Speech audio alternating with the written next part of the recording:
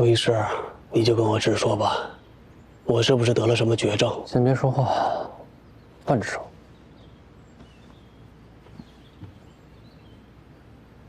你最近是不是感觉胸前疼痛，而且胸闷？前天夜里好像有过一次，但一会儿就好了。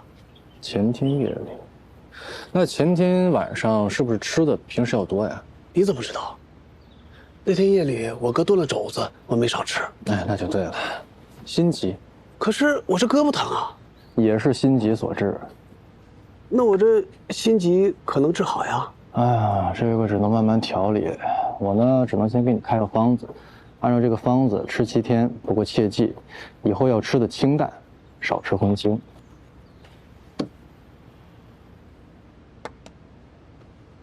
来，然后按照这个药方，每日2服，3碗水煎成1碗，7天之后我再给你复诊。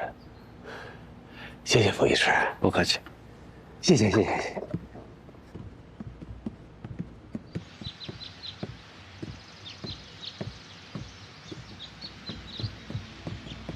怎么样？查到了，城中有处地方曾贩卖过西域天蚕丝，冯千里说你可以去此处碰碰运气。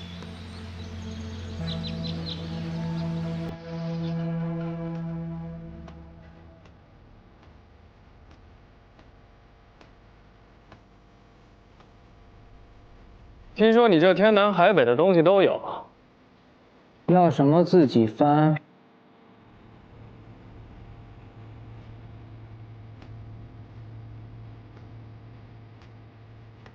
若是我要奇门兵器呢？客官面山呢？捕风捉影楼给我的消息。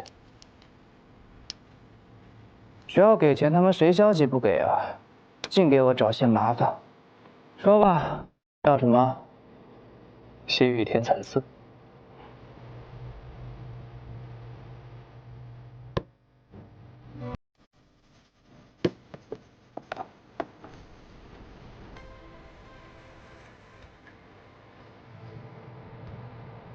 就这么点，有这点就不错了。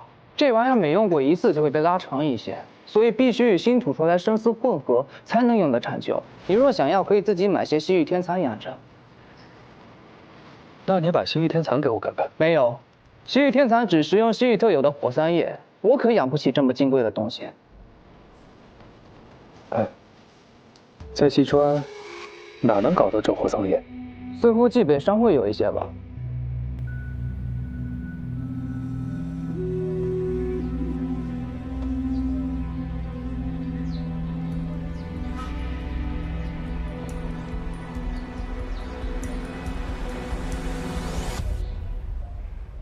思明啊，你醒了，感觉怎么样了？你可是我们家的顶梁柱啊！你要是有个好歹，让嫂嫂可怎么办呀？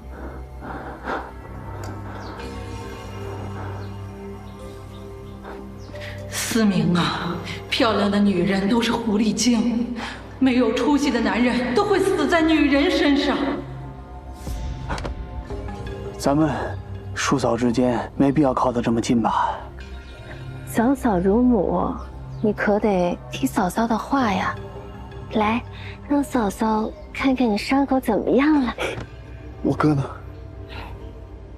放心吧，你哥不在，他去河里摸鱼了，说是要给你补补身子，家里没人。让我看看，漂亮，是这儿吗？还是伤这儿了？我是伤这儿吗？来看看，来，古田兄弟，啊，怎么没有人呢？你别走！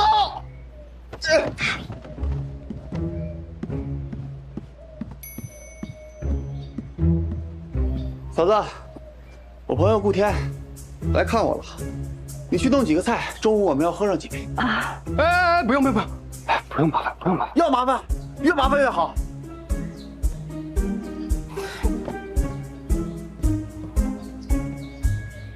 不错啊，这个。行了，你找我什么事儿啊？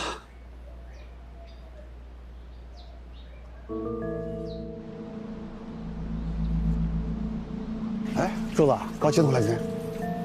嗨，大早上的没几度，可别跟昨天一样又被关什么了。是，哎，见到我都躲什么？我能吃了你们？你过来，过来。完事儿。给我做事不愿意？哎，没有，那就是愿意喽。是。去库房，给我拿一批天蚕丝做的布，我要给我大嫂做件衣服。什么意思？这西域天蚕丝，寸尺寸金，这可不能拿来做衣服呀。这东西有这么金贵？这确实金贵，因为这西域天蚕丝，它必须得用天蚕活养。可这天蚕，它只能食用西域特有的火桑叶，所以说这金贵无比呀。那库房里边可有火桑叶呀？进倒是进了，那还废什么话？把火桑叶拿出来喂天蚕。可是这火桑叶的份额都让赵管事给领走了，一点都没剩。没了。这火桑叶历来只供赵管事使用，用完一批再进一批，从无例外呀。你们两个帮我杀个人。啊？你想杀谁啊？马帮须捕怀。他怎么惹你了？他要娶我啊！啊？那可真是不想活了。你说什么？干不干啊？我干不过他，我去了只能送死。胆小鬼！那你陪我去。我更不行了，我只会救人，我哪会杀人？不用你杀人，你就假装我相好的，让那个须捕怀退婚就行了。哎，不对，怎么到了他这儿就不用为你拼命了，我就得替你去杀人啊？那你去。算了，我还是别去了。浮生也不愿意去，是吧，浮生？不是，主要是我没给别人当过相好的，这怎么装啊？你什么都不用做，你就配合我就行了。行。行什么行？不行。你至少得换身行头吧？你这身行头哪行啊？别给咱们西川郡主丢脸。说的有道理，这事包我身上，那就这么定了。明天一早我来接你。那你们二位吃好啊。哎，这就不吃了？走了。我行头怎么了？好看。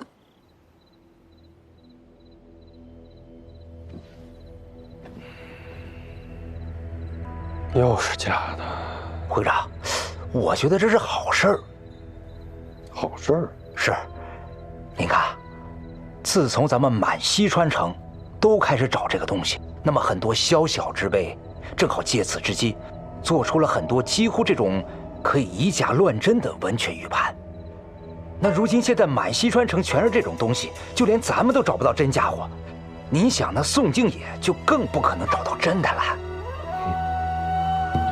就你会说话，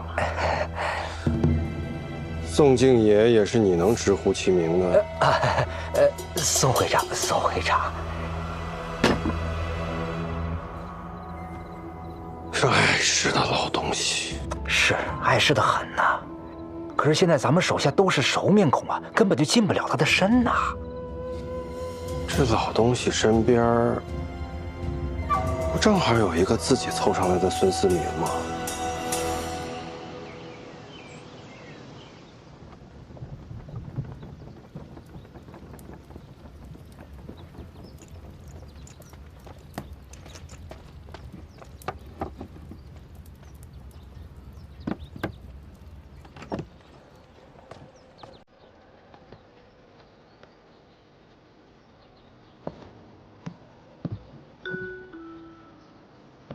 扶我下车。哦。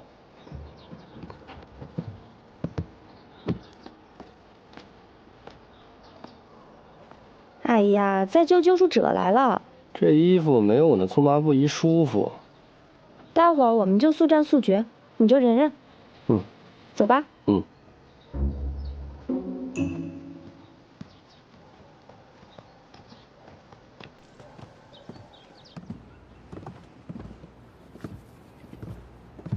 郡主服一时，真是稀客啊！自然点，打个招呼。哦，你好啊。徐补将军，我今天是来退婚的。退婚？我与福收已经两情相悦，私定终身了，对吧？哦。婚约乃是父母之命，媒妁之言，你们两个私定终身可算不得什么。况且，只要郡主愿意给我机会，我自信，一定也能让你心悦如火。我才不会喜欢你呢！哎，我就直说了吧，这婚是退也得退，不退也得退。好啊，想退婚可以。那文城主知道吗？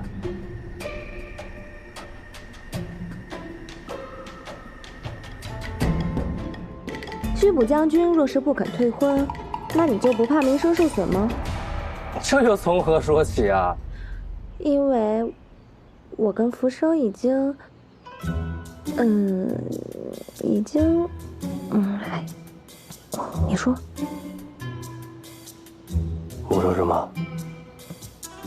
这种话什么事儿你要让我一个姑娘就说出来？我也不知道你要说什么呀。行了，有话稍后再说吧。来人，上菜。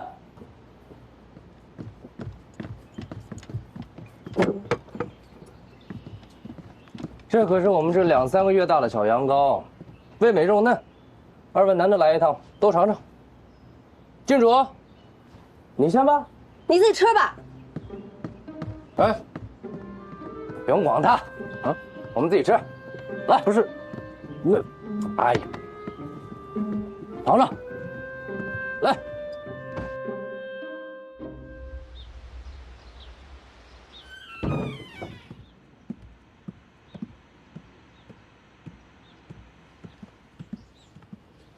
你还没死呢。大人不让小人死，小人不敢死，小人这条命还留着大人您处置呢。去帮我办件事儿。会长大人您吩咐。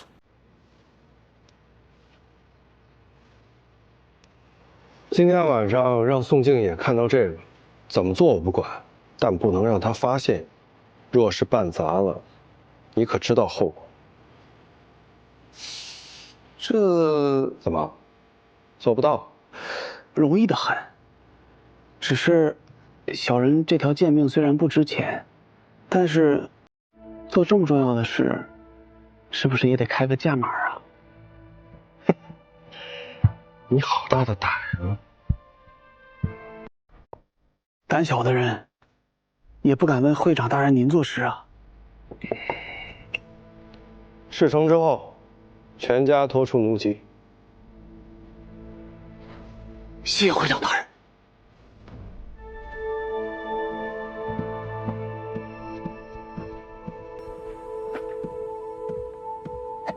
会长，此人留不得。还用你说？啊！城主府那边有什么消息没有？城主最近倒是很少露面，倒是他那女儿文珏，今天赶早在马帮大门口大闹了一场。呵呵，文瑜这只老狐狸，到底是看我商会出露头角，他开始忌惮，还是他自知命不久矣，要给他女儿找个靠山？看来坊间的流言还是有几分实处。哎，会长，要是他们两帮联手，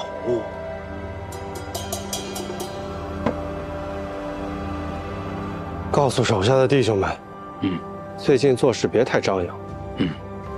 等我把那个老东西除掉，坐稳了会长之位，他马帮吞了我商会的东西，我定让他百倍奉还。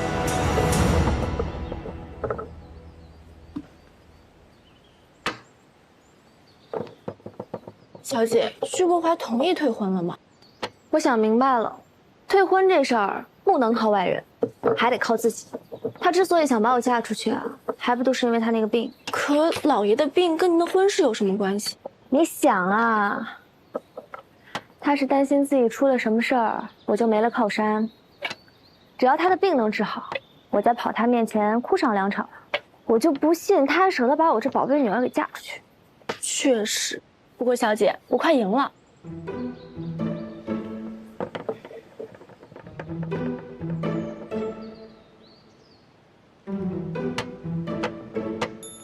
我赢了，小姐真聪明，又赢了。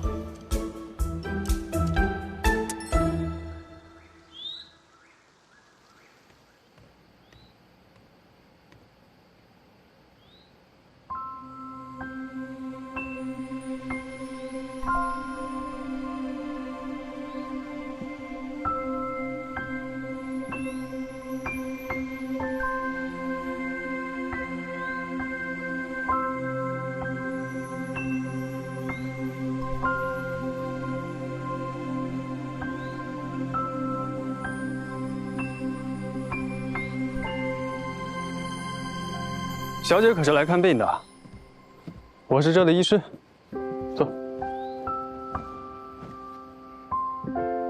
少侠，上次见你时，你还背着那蚩尤面具在春云阁门口骗吃骗喝，怎么一日不见，摇身一变，从百戏艺人变成妙手圣医啦？没想到我与小姐仅一面之缘，小姐竟对在下记忆如此深刻。莫非小姐已经心悦于在下？我认为少侠下次出门就别戴那蚩尤面具了。怎么？小姐是怕这面具遮住了我俊俏的面容？我看少侠面皮厚似城墙，想必也用不上。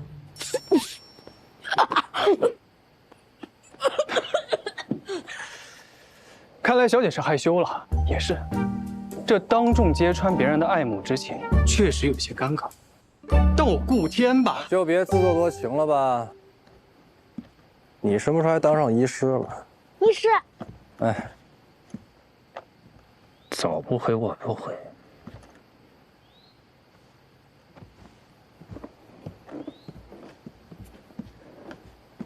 姑娘，请坐，我来给你把个脉。医师，我没病，是我弟弟非要让我来。姑娘，有病不治，后患无穷啊！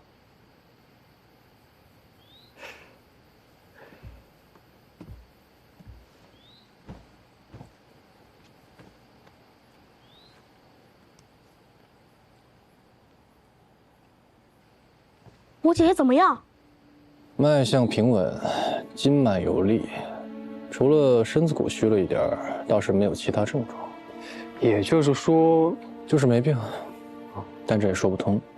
我看姑娘应该是眠少梦多，所以面色憔悴，不应该没有症状。我都跟你们说了我没病，只是琐事太多，夜不能寐。那应该是弄错了。劳烦傅医师了。傅医师，这又是何意？葫芦一番心意，总不能如此草草了事。不如这样吧，姑娘，再回答我几个问题。请问，姑娘祖籍何处？吾君富春。江南出美人，难怪姑娘如此美貌。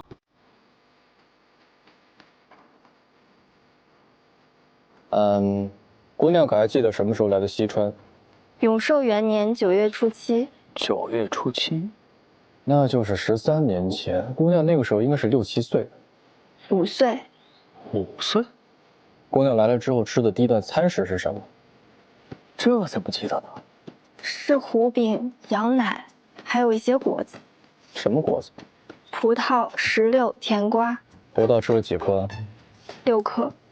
吐了多少籽？15。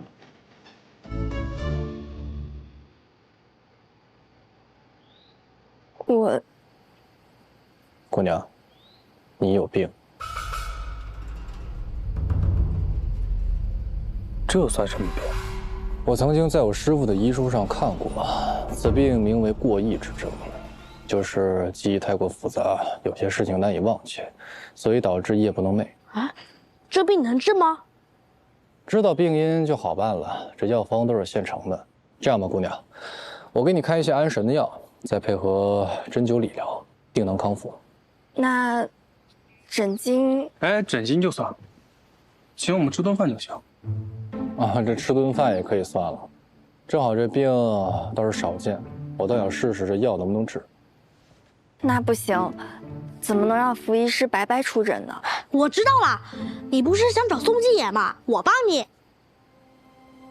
你不是说他特别难接近吗？我有办法，他总是欺负我姐姐，找个机会定让他好看。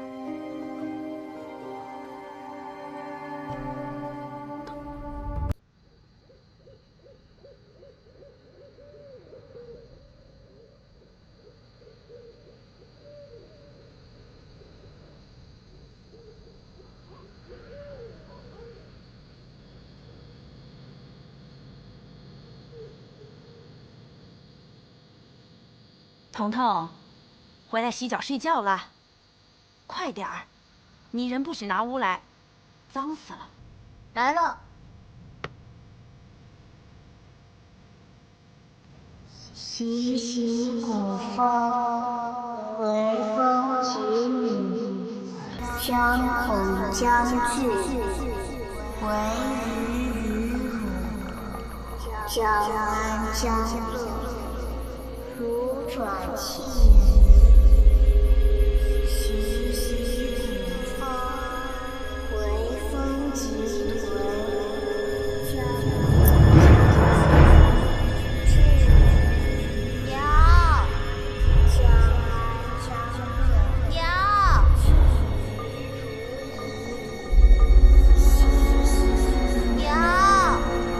安将乐，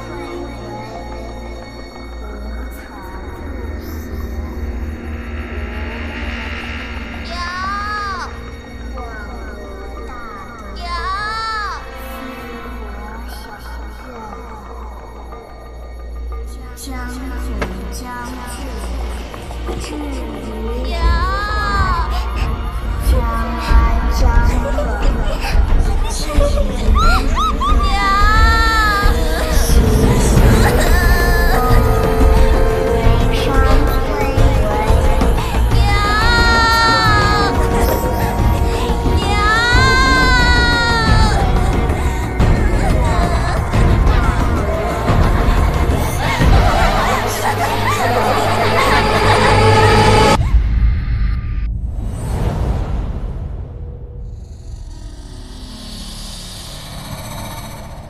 梁公曾任大理寺平事，孩子丢了，咱必须找，否则就叫人走茶凉，传出去不好。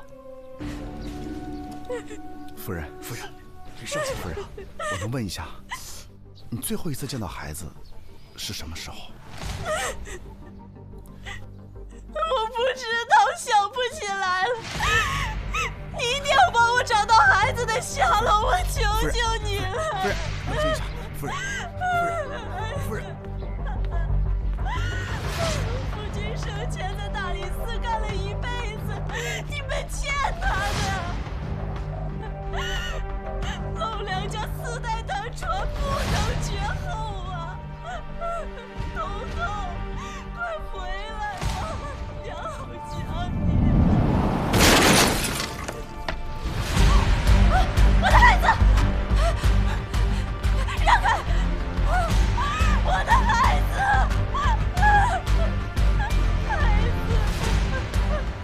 夫人请节哀，我们一定严惩凶手。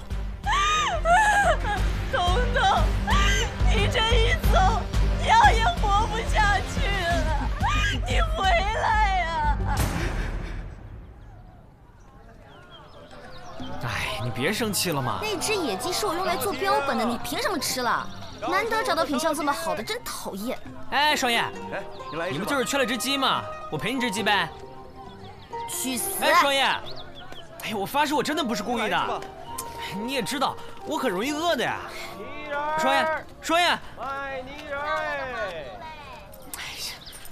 拿个泥人啊！哎，双叶，你别生气了，我送你个泥人。我错了，我发誓再也不贪嘴了。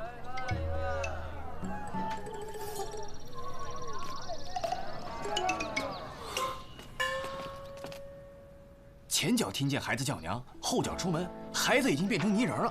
你说有多邪吧？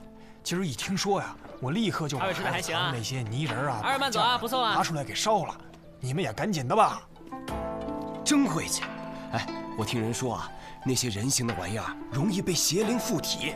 哎呀，赶紧的，都砸了吧！是啊。哎，各位，真不能留。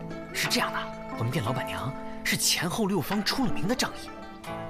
而且我们店里人多阳气重，所以说我建议呢，就是大家把这个不需要的这个摆件、泥人都统一拿到我们店里来，让老板娘统一销毁。好主意，不错，这主意怎么样？这主意不错。哎，大家快去拿吧。哎，对，走，去。前辈，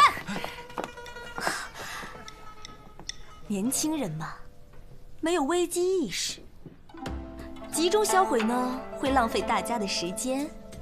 所以呢，我们应该早发现、早解决，各自在家里面销毁才对嘛，这样才能永绝后患。各位慢慢吃，凡社永远欢迎你们的光临。哎，谢谢老板娘，直接给我也可以啊。赶紧回去吧。哎，走，回去吧。想诚心害死老娘啊？这事你怎么想不明白呢？啊，咱们呢先暂时把这些东西收起来，等风头一过了之后再拿出来卖，到时候货又少，咱们卖价又高。多肥的外快！你敢！我告诉你，这种东西以后不准进我的店。这种钱你也敢赚？你脑子进水了你！哎，这有什么好担心的？你还真的是女友杀人呐！哎，你别听风就是雨，你好好想想。哎，如果我是那女友，我哪天发现自己能动了，早满世界撒欢去了，谁还有闲工夫杀小孩啊？再说。如果真有那种邪术能操纵女友杀人，干嘛不用你捏个军队到处攻城略地去啊？你以为秦始皇造那个兵马俑是干嘛使的？我怀疑秦军统一天下就是使用了这种邪术。幼稚。那你觉得，厨房里挂的都是辣椒仙子，还有大蒜大王？啊！你后面那花盆里还有花妖呢。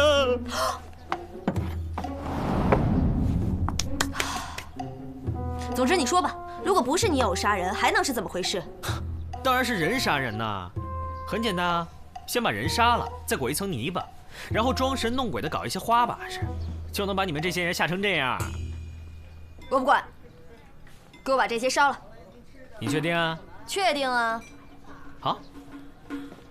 哎，凡社古着大甩卖了啊！这些都是名人之物。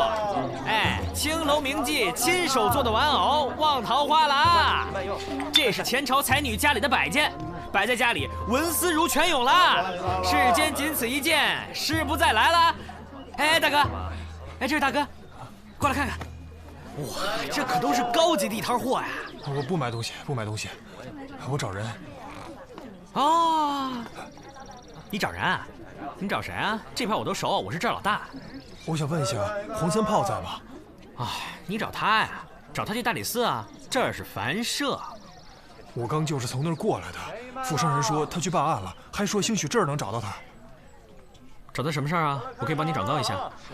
是这样的，今早我一起床就发现孩子不见了，这到了中午孩子还没找到，我去报官，可是官府不受理，还说让我自己好好找找。我想着三炮认识的人多，说不定能帮我打听打听。你家的孩子也丢了？这样吧，我看见黄三炮的时候我会告诉他的，不过你也别着急，你再挨家挨户找找，说不定孩子就是顽皮到哪儿去玩了呢。你这儿来往人也多，你也帮我多留意留意吧。行，你放心吧啊，有消息我通知你。好，谢谢。哎，你真不看看东西啊？不看了。哎，你真不看？三伯，四娘来了！不，哎，有大客户下楼了。大客户，哎，这摊你帮我看着点啊！我还干活呢，分你一成。嘿，你要买吗？掌柜的，客官您好，吉祥如意，好运相伴。客官，您看，需要点什么？随便来点吃的，越快越好。好的。吃的。好的。哦。啊。幸福终身，健康如意。那个，这位是我的大客户，挺卖力的呀，今天。给起钱来跟不识数似的。这2天光打赏就够我撑到年底的了。出头了，好好干。快点啊！来啦！清炖牛肉面，请慢用。这是我精心为您准备的。多少钱？300文。哦。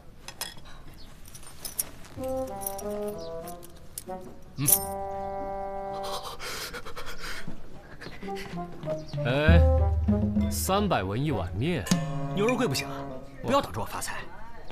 哎呀，那泥人的案子听说没有？我看不去，我现在除了赚钱哪儿都不去。不去啊？好。这位客官，要不要再点点什么？我们这里还有很多好吃的，最重要的就是价格公道。您看看。我们这是私房菜，不需要看菜单，是吧，客官？哦，我这就够了，谢谢啊。祝您好胃口啊！哎，健康如意。哎，客官，哎什么哎呀？诚心捣乱是不是？去不去？不去。不去别想发财。哼，不发财就不发财。哟，还想打人？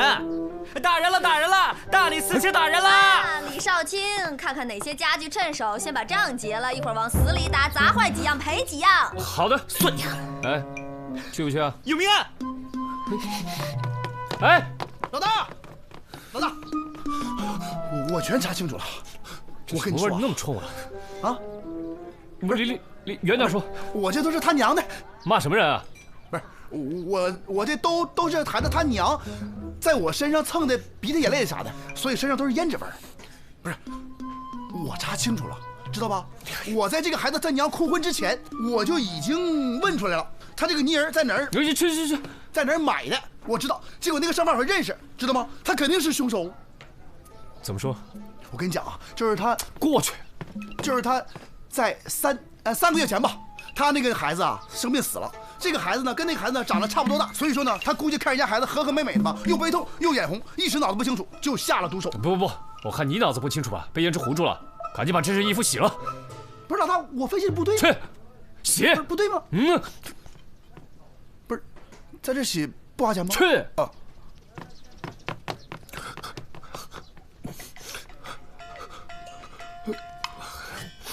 来官兵了，啥到啥的啊？这要这个什么事儿啊？啊，看。啥？泥人复活？说是近日连续有孩童被害，让百姓交出家中泥偶待查。还有这事？我们走吧。哎，去那个泥人贩子家。我准备好了。去什么去啊？就这会儿功夫，东市又死了一个。狗子，去现场。现场都被销毁了，人家请了法师，当时孩子就被火化了，咱还去干嘛去呢？我说你胡说什么呢，黄三炮！看到了吗？就他，他说他刚刚从现场来，就知道胡说你。我说的都是真的呀，四娘。你们果然都在这儿，找你们半天了。那男童的尸体我已经验过了，死因是窒息，在口鼻的深处没有异物的残留，应该是死后才被裹成了泥人。还有东市那个，我赶过去的时候，他的家人为了辟邪，居然当场把孩子给火化了。哦，就在刚才。我说什么来着？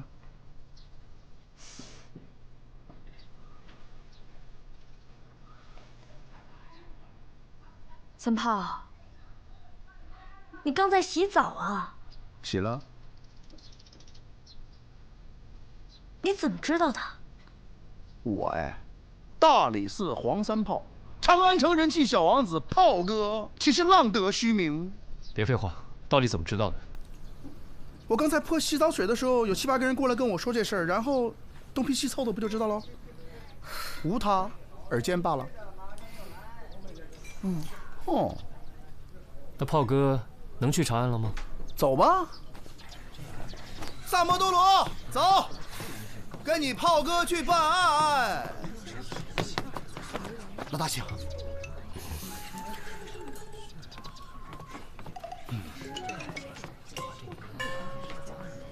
炮哥，冤枉啊，官人，我啥都不知道，为啥抓人啊？总得给个理由吧？冤枉！住手！冤枉！李少卿，我等正在捉拿泥人案的罪犯。哎呀，冤枉啊，官人！小的昨天晚上家里进了贼，丢了好些粘土，可是官人们不听我解释，非要把我抓走啊！这李少卿，我等刚刚查过，这人昨日刚进的货，今天就丢了2大袋。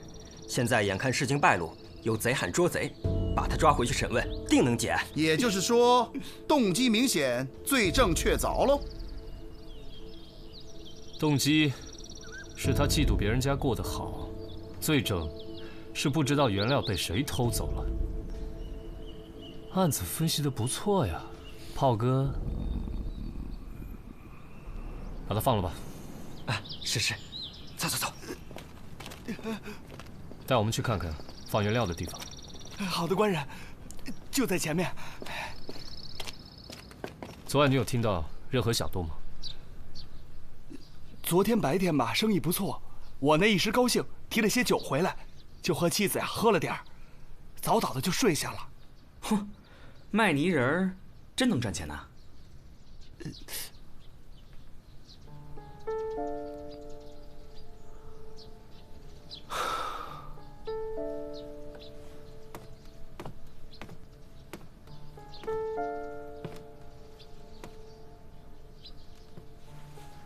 哼。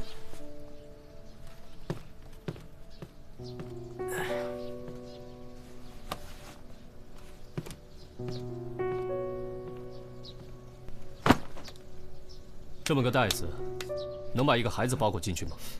应该差不多。丢了多少？丢了2袋，都是上好的紫泥，长安城只有我才用。哎，那么说，不会再有命案发生了？收摊，土遁。干嘛？脑袋撞门框了？老大，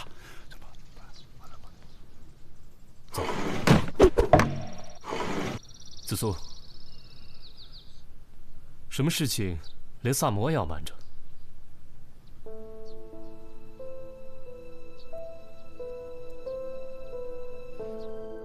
啊，紫苏姑娘，那个你跟老大有要事商量，我先回避一下。等等，子苏，3炮你都信不过，那也别信我了。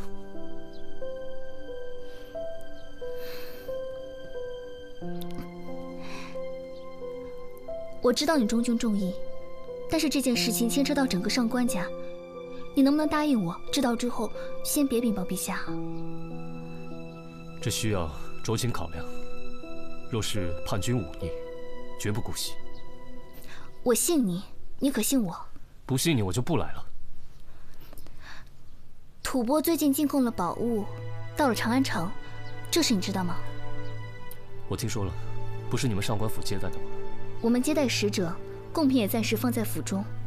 我跟父亲为了确保安全，亲自取养了那批贡品，然后又重新封了起来。当天贡品名册已经上呈，宫中传令使者后天就要面圣。所以，到底出了什么问题？那天府中有人闯入，取走了那颗名贵的镶金猫眼石，换成了一颗普通的猫眼石。因为担心陛下会怪罪，所以我们只能低调行事。府上派人暗中调查了1天。也没有什么结果，那使者也吓得不轻。所以，你想让我帮你追回那颗镶金的猫眼石？啊，对了，那天府中闯入那人，我们府里的仆人都去追了，但都没有追到他。对方武功很高，还用这种暗器伤了人。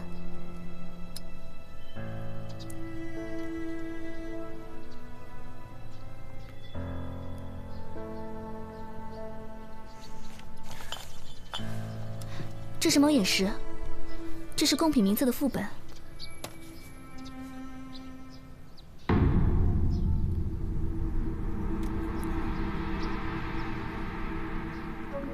你确定原本写的是香金猫眼石？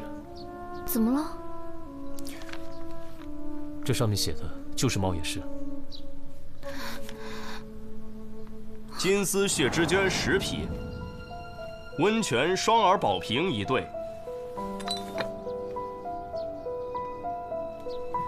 猫眼石1颗。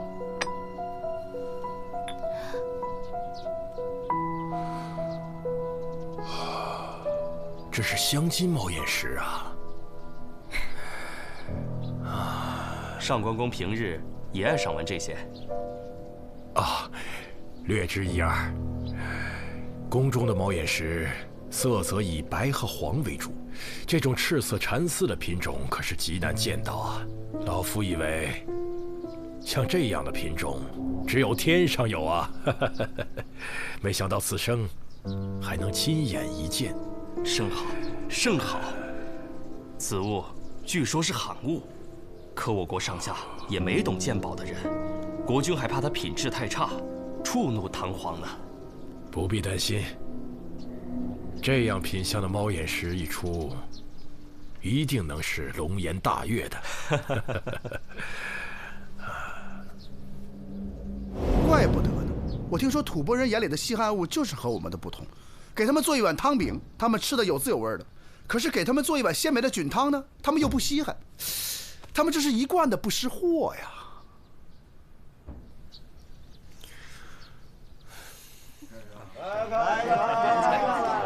客官，2位里边请。哎，四娘，你知不知道有哪个门派是用这个暗器的？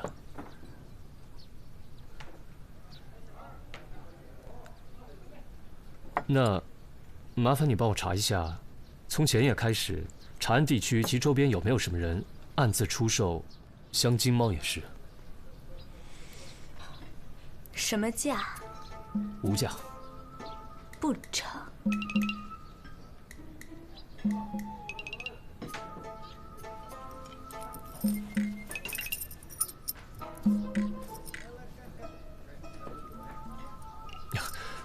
紫苏会来跟你结账。哎，四娘，你信不过我老大，你还信不过紫苏吗？这香金的猫眼石吧，是稀罕物，只要有人出手，我第一时间就能收到消息。放心。但这件事事关重大，一定要低调去找，千万不要声张。只要价钱公道。抢贵的！哎，这不是吐蕃的2头乌猪肉，你还敢卖这么贵？不信你们自己查，怎么回事啊？这，好你个萨摩多罗！你是不是想问猪肉的事啊？我正想跟你解释呢。本来呢，我想替你试一下真伪，没想到呢，你太抠门了，每次就买那么一小点，我一口就吃没了。不过没关系啊，我现在已经研制出了新配方，用那个绿豆泡水，然后呢打磨沉淀之后呢，把那个绿豆抹在猪肉上，你猜怎么着？味道特别的好。不过绿豆钱是我自己垫付的，哎，不过没关系啊，咱俩这关系，绿豆钱就算了，哪怕你让我偷天换日，我也得硬着头皮去摘，不是吗？不过你听我说啊，这次的食客真的是嘴太刁了，原来这么多次都没有发生过这样的情况。不过没关系，我马上就去研制新配方，放心吧，等我好消息。我跟你，老大，快！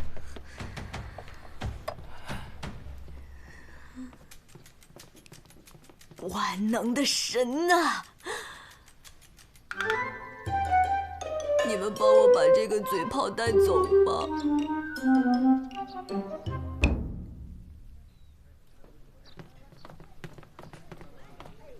美好的一天又开始了，客官，你休息的可好？好。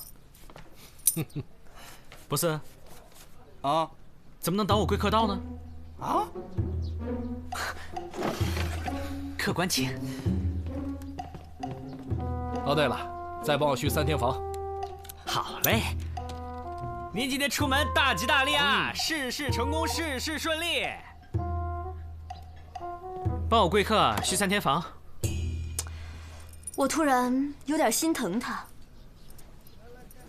你是要在这3天，把人家一辈子的积蓄给榨干呢？老天爷赏赐我的，天道酬勤。小撒，跟我去办。你老大呢？老大跟紫苏姑娘去办别的案子去了。是不是他们那个案子悬赏更高，拿的更多啊？走，算了吧，人家办的可是机密要案，就你。好。对了，我跟你说一声，现在那个泥人案件归我负责，你我的了。是吗？恭喜啊！该干嘛干嘛去吧。哎，不，我不带跟班的，出门怎么能威风起来呢？跟你老大办案能拿钱，跟你屁都拿不着。钱照付，表现好了有红包。走着，红包。有你啥事儿？少卿，这条路线就是那晚追小偷时候走的，往那边。那小偷就沿着墙一直往前来着。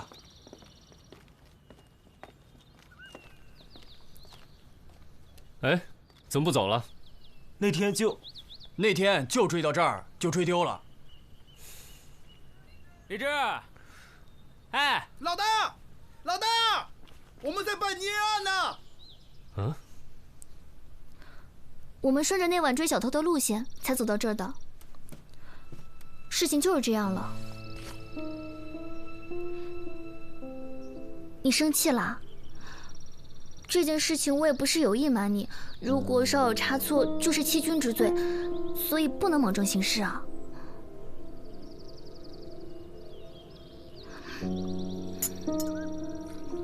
小子，哎，差不多得了，别过分啊。什么？啊？我想事情呢。人家跟你道歉呢。啊！你当我真生你气啊？我哪有那么小气啊？凉的。哎。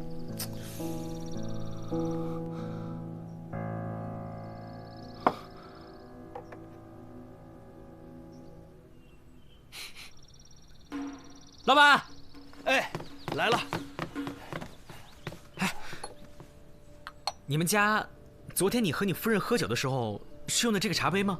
是啊，我们家不常喝酒，所以呢，家里边也没个像样的酒具，酒杯酒壶呢就用茶具来凑合了。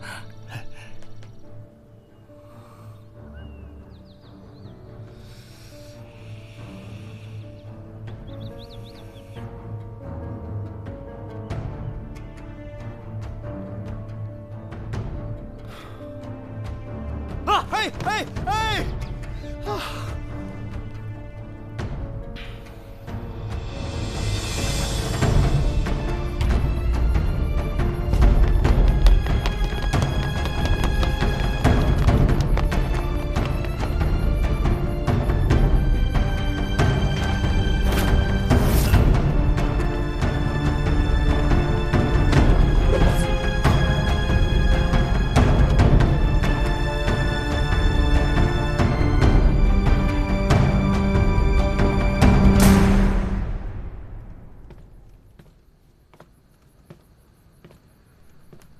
告诉你，老实点儿，别逼炮哥动刑。敢抓你，就说明有证据，你最好自己坦白，争取宽大处理。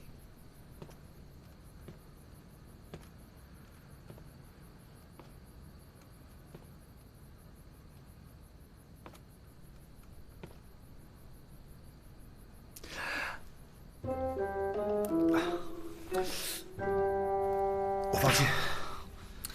你早说呀！要没有你这出，我不仅听完了，走路都走回家了。我想试试吗？我以为从结果推前面是没问题的，结果推来推去，哪条线也勾不到他身上啊！来，小撒，你来。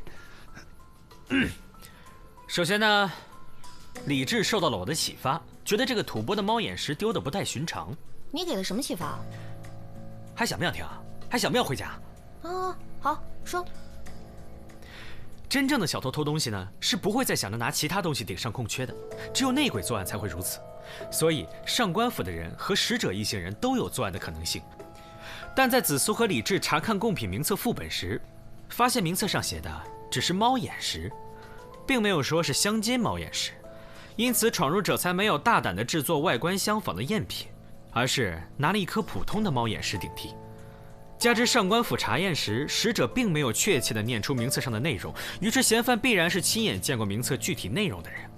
上官府方面只有紫苏和其父见过名册，随后名册便被封好，上呈入宫。至于副本嘛，一直保存在使者处，没有旁人动过，直至事发。那这也没有嫌疑人呢？没错，这样想好像确实没有嫌疑人。但是长安城里最近还有一个吐蕃人出现，就是他啊。他是吐蕃人？你怎么知道？这位客官第一次来到我们凡社的时候，我就知道他是吐蕃人。唐人吃饭或跪或盘腿，很少像他这样单腿外八。这种坐姿，只有骑马打仗的军人为了省时省事，常年在马背上吃饭才会形成。唐人拴钱多用麻绳拴三花结，而你拴钱用皮绳打了吐蕃盛行的双扣结。快的，我常年用假猪肉蒙绳，从未穿帮。吐蕃的2头乌猪肉，普通人根本吃不出区别。客人突然闹事，只能说明店里有吐蕃人跟他们说过，几条线索一连就知道你的身份了。好，就算是吐蕃人，那你也不能一口咬定他就是凶手啊。他衣服上有紫色泥点，指甲缝里也有。那晚失窃的2袋泥就是紫泥。长安城里只有那个泥贩在那边。按上官府家庭回忆的路线，飞贼正好是在泥贩家附近被跟丢的，所以我推测，那时你应该正好躲进了泥贩的屋里，后有追兵，你担心被抓到，便随手将猫眼石藏在了屋内做好的泥人里。第2天等你再回来取时，却发现泥人已经被卖掉了。二大娘啊，今儿个生意不错，我打好酒回来了啊！今天晚上咱们好好乐呵乐呵。于是他残忍地杀害了2个孩子，制造了泥偶复活夺命的假象。这么做目的是让官府统一回收泥人，到时他只要潜入回收点，就可以高效的搜索，尽早寻回猫眼石。可不巧的是，他发现那些上缴的泥人里根本就没有他要找的。再帮我续3天房。好嘞。于是你就在我们凡社多订了3天的房间，是因为你想继续搜寻。怎么会找不到呢？因为他要的那只在双叶手里。这是我为了道歉送给双叶的泥人，但昨天双叶一直忙于和我们探案，所以忽略了官府的通告，没有及时的把这个泥人上缴。哇！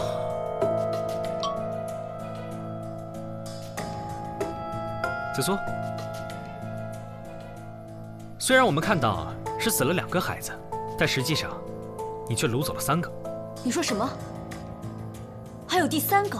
昨天有一位男子来到凡社找3炮，想托3炮帮忙寻找他丢失的孩子。其实，在紫苏刚跟我讲这个案子的时候，我就已经知道凶手是谁了。不过有一点我想了很久也没想明白，扛着2大袋陶土到处走，行动太不方便，所以这10有8九是把孩子掳到泥人商贩的仓库里，趁夜和泥裹尸。可是我好奇的是，如果发生这么大的动静，为什么泥人夫妇都完全没有察觉呢？直到那天，紫苏你端给我一杯茶，凉的，我才彻底想明白，你一定是不知道我们中原有一个酒满茶半的讲究，意思是倒酒要倒满，而倒茶只需要倒一半。你把可以令商贩夫妇昏睡的过量吐蕃迷药下在了他们家的茶杯里，确实，这怎么会留下证据呢？这药原本应该是跟着茶水一起喝完就没了，可是这泥商呢？为了防止做泥人时扬起的灰土落入茶中，自制了一种带有杯盖的茶杯。当夜，泥商夫妇用茶杯饮酒，杯里的酒一满上，再盖上杯盖，那股混着异香的酒立马就沾到杯盖上。如果现在去搜一搜你的衣物，应该还能找到你剩的备用迷药吧？3炮。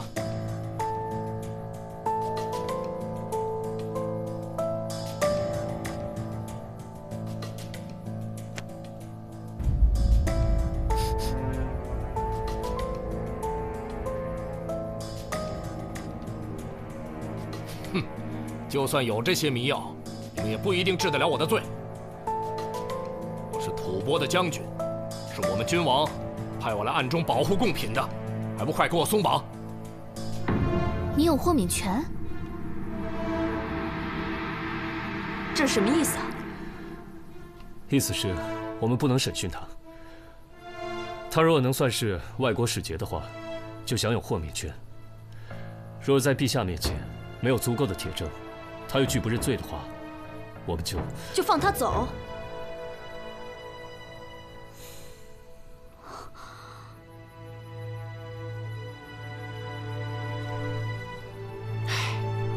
反正你有豁免权，皇上又不在，就跟我们说说实话呗。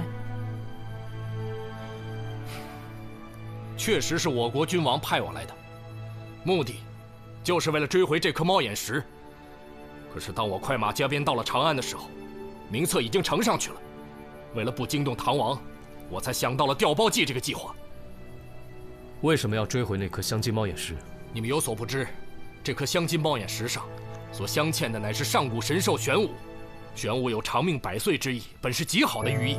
可使者出发后，有人提醒我们君王，唐王当年在玄武门弑兄一事，若拿它进贡，只怕会触怒唐王，所以才派我到此。无论如何也要把这个贡品追回。你说什么？所以你们就为了这么个不着边际的说辞，残忍的把那几个孩子给杀了吗？如果真的得罪了唐王，战火纷飞，我吐蕃百姓都要遭殃。用3个孩子的命，换我整个吐蕃百姓安危，我想，这笔买卖还是值得的。所以说，3个孩子的性命在你看来就是笔买卖吗？你说话呀！四娘，等一下，我问你，白天被你掳走那个女童还活着吗？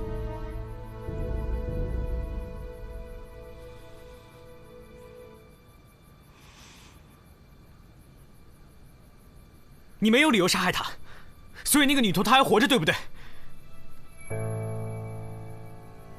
你都已经有豁免权了，为什么还要多捏一个筹码呢？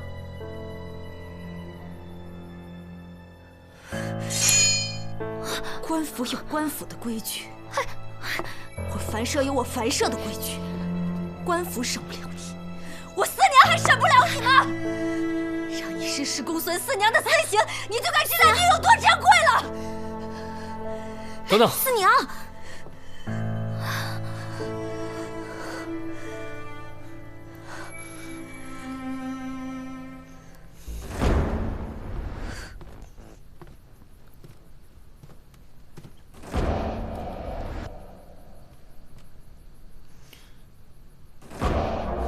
你是吐蕃的军人，而我是大唐的军人。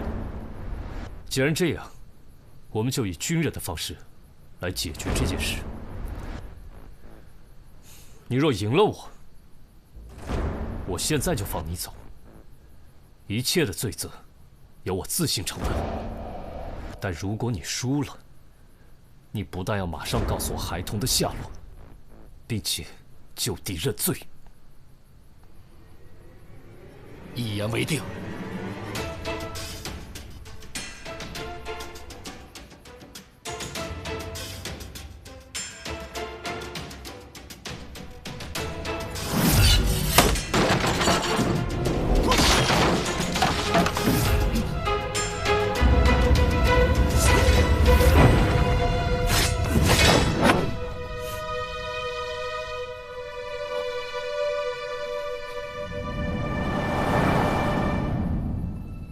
还有什么好说的？我无话可说。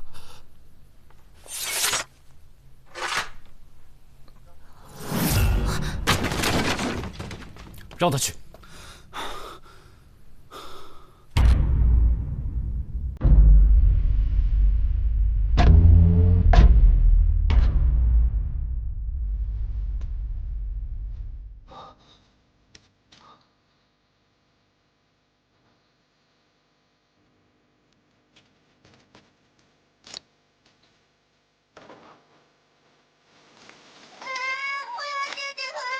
别叫！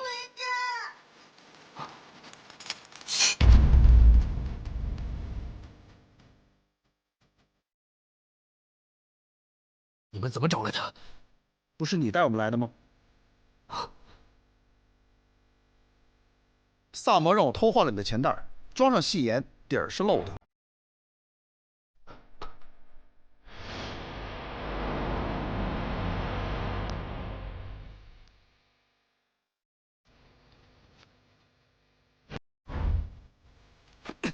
你们，我要见见阿娘，我要回家，我要回家。